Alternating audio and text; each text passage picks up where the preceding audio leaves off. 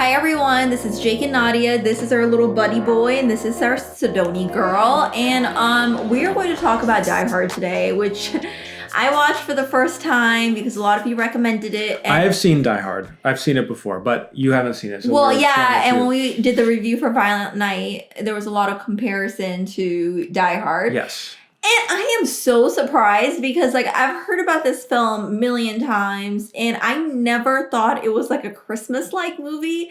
I thought it was more like a hangover film. I don't know why I thought that. Hangover? You thought it was a comedy? I thought it was pure comedy, and I didn't know it was action until you compared it to Violent Night, and I was like, oh, okay, I better check this out. I was surprised. I love Bruce Willis. Mm-hmm. He's really funny. It's amazing. Whenever I see Bruce Willis film, because I love The Sixth Sense so much that I keep comparing him to that, but obviously this is a very different type of film. He's like one of my favorite actors, I think. And he wasn't really an action star until this movie. He was kind of like against type almost in this, they were, just kind of like the everyman kind of guy. Well, that's what I liked about it. I really liked the twists and turns. I liked that it was a very typical like hostage situation, but ex-husband who in the beginning of the film is very bitter, ends up, as much non-spoiler as I can say, saving everyone. I would rate this film a good 9.24. Really? Uh-huh. I'm happy. I was afraid this was going to be another The Thing debacle, No, I really love this film, actually. I think it's a classic, and it's... Good. It's a great movie. It's interesting how people categorize it in the holiday section.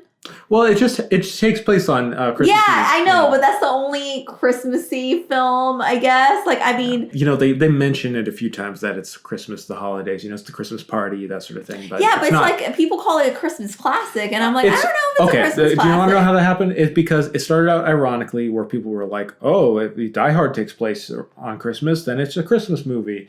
And then people started joking about that, and then it just became like a thing where people would just say it so much to sound funny. Like, what's your favorite Christmas movie? Die Hard. And now it's just unironically what people think. So that's how things work. It starts out ironically, and then it just becomes a thing. And now it's not even a joke anymore. It's just like, yeah, it's a Christmas movie. Okay, whatever. I don't care that it's a Christmas movie. I don't even think... I mean, it's not a Christmas movie. It's just an action movie that takes place on Christmas. But make it whatever you want. I'm not trying to get... It is Christmas time right now, and we are reviewing it. So, what? Let's call it a Christmas film for the sake of this timeline. But Die Hard is a great, it's a great movie. I mean, it's a great script. It's very simple, but it's like the template for so many action movies that came out after it. It's really well paced, I think that... The humor is amazing. Well, and I noticed, the humor is good, but it also isn't like, they aren't trying to crack jokes, It's not like a modern Hollywood action movies where it's like, it's almost like they have a quota of how many jokes they have to deliver. Did that just happen? Like, no. Are you talking about Friends? Like, you sound like a Chandler from Friends. Well, they sound like that, and a lot of, there's none of those mandatory jokes. It's kind of very organic to the story. Alan Rickman just being a fantastic actor. Although I couldn't stop thinking about Snape from Harry Potter when I saw him because he speaks very similarly. There's really such a great escalation of, first off, it's like, okay, we just have a hostage situation. They want some money. Okay. Oh, there's explosives now. They're going to blow up the building, and make it seem like they all died, that like one of the best things is that they don't see each other for most of the movie, you have this like cat and mouse chase almost between John McClane and Hans Gruber. And it has that great kind of like butting of heads of like these two people who are both really smart and really skilled. We'll get into spoilers later, like our favorite moments. But what works best in it is just that it's the story of a guy who wants to reconnect with his wife. It's very simple. Did you think it started out slow? Because that's something I was thinking watching this. Like, I'm like, movies don't really start out this slow anymore. Like big action movies, like it's got to start with like kind of a prologue of like some kind of action to get you in the mood, and then we get into the story. But it's like they're afraid of like making it boring, but this movie really has kind of a long beginning, right? No, because I didn't know going into it. Like, I was so ignorant of what kind of film this was, to be honest. Maybe like willfully ignorant because I was hearing so much about it. You were so against watching this. I know, because I was hearing this, like so many people talk about it that I was just like kind of putting it down because I mean, I get that. There's some... And so I was like willfully ignorant of the film. So I first, when we were watching it, I thought it was like, oh, because people call it Christmas film. I was like, oh, it's a family oriented. It's a family Christmas comedy. I like because he sees like he has kids and it's like, oh, okay, it's about like maybe the parents are going to like get together and the kids are, you know, like going to be a big topic in this whole entire film. And I had a different expectation. I wasn't expecting for it to be a Bruce Willis being the hero and rescuing people from a kidnapping scheme, you know? I didn't think of that, but if I had known that it's supposed to be an action film, maybe I could see that for sure. I'd give this a 9 out of 10. Ooh, I rated it higher than you. Yeah, Wow. I know. I'm surprised. Well, fantastic movie. It is, yes. Really well directed. He has to face like these mini bosses almost, you know, throughout the story. Do you want to get into spoilers? Yes. All right. So, what are some of your favorite moments from the movie? My most favorite moment was when the cop, You really like the cop. yeah, Al, the cop, when he's investigating, you know, he ends up managing to contact the police. It says like, hey, there's something really bad going on here. Please send help. He investigates. He's like scoping the scene and he's like, everything looks fine. And Bruce Willis' character, John, he's like all the way at the top of the building. It's like, he's gonna freaking get away. He's like, how am I supposed to like show him that not everything's okay, we need more help here? And then he's like fighting these bad guys, and at the end he ends up like throwing one of the bad guys out the window, and the bad guy literally falls on top of the cop's car right when he's like telling his peers, hey, everything is fine here, nothing to worry about. And then a dead body falls and he's like, send help, send help, send help. And they all start shooting. And they all start shooting and his car just backs up. I thought that was Welcome really funny. to the party, pal. Yeah, exactly. Yeah. And I love that scene where John says, what is that phrase? Yippee-ki-yay, motherfucker. Yeah, I love that. Oh my god. Yeah. I didn't know where that was from. Yeah. And it's from this film. And I love that. Like, it's a little humorous, like, little sayings that really works very well. And yeah, I like that. Like, John doesn't take everything so seriously, even with the serious situation. It kind of gives a little bit of a calmness to the situation, that everything, it really makes it kind of homey. Interesting. I mean, he's clearly like struggling though. Like he comes across as just like a regular kind of cop who's like just trying to, like, he's not like superhuman.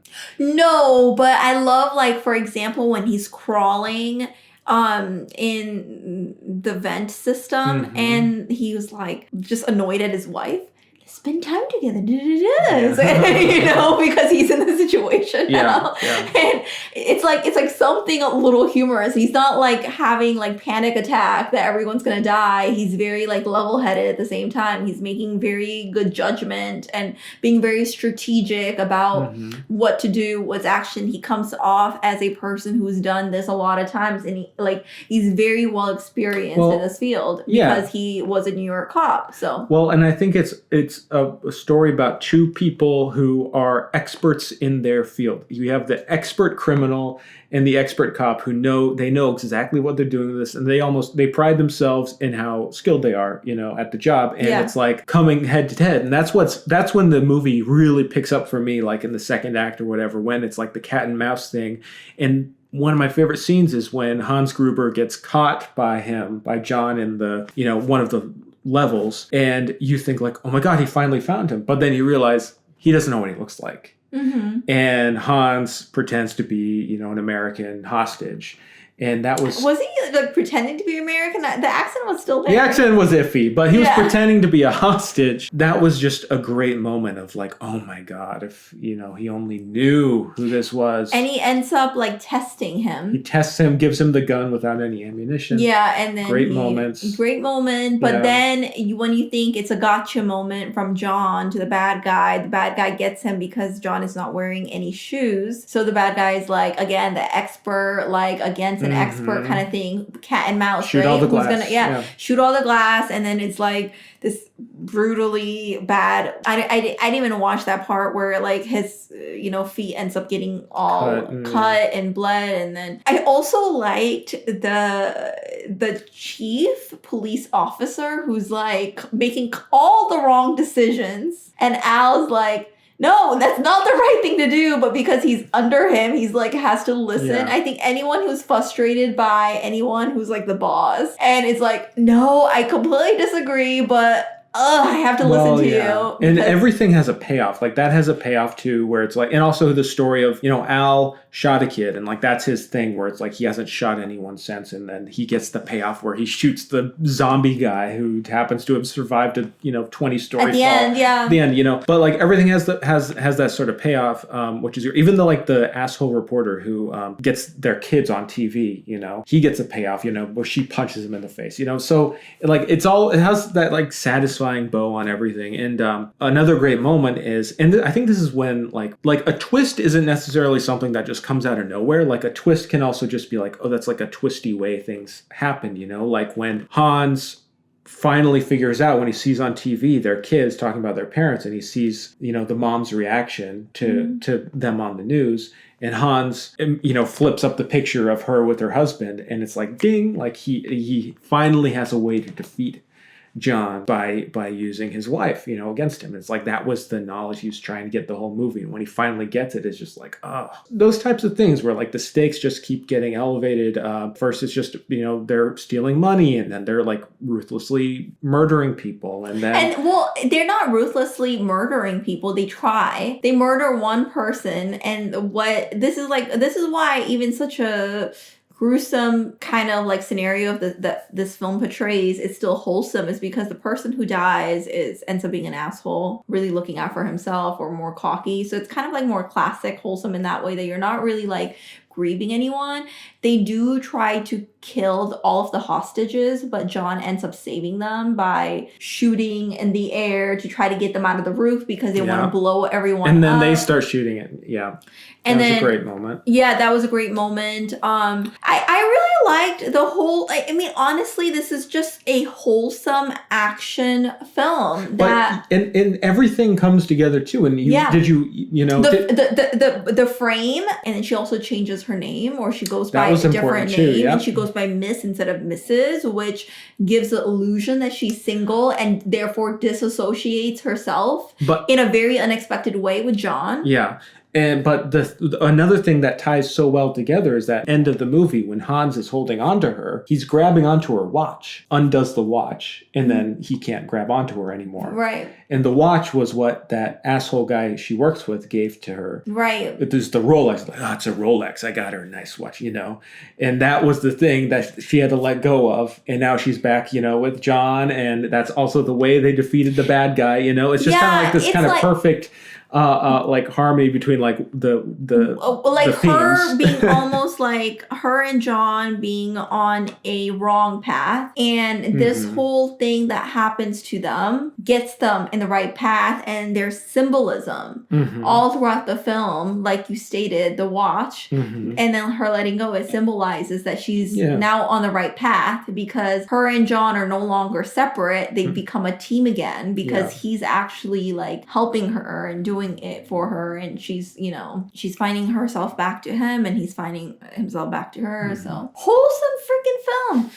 Who knew? Who would have thought? Who would have freaking thought? I mean, I want to watch Die Hard 2 next. And I've never seen the other Die Hards. And that's what I'm really excited about, is that you haven't seen it either. So let's get this show on the road. Movie marathon. Movie marathon, yeah. All right. Well, let us know what else you would like us to see and review, and we're hoping you have a happy holiday season. All right. We will talk to you later. Bye. Talk to you later. Bye.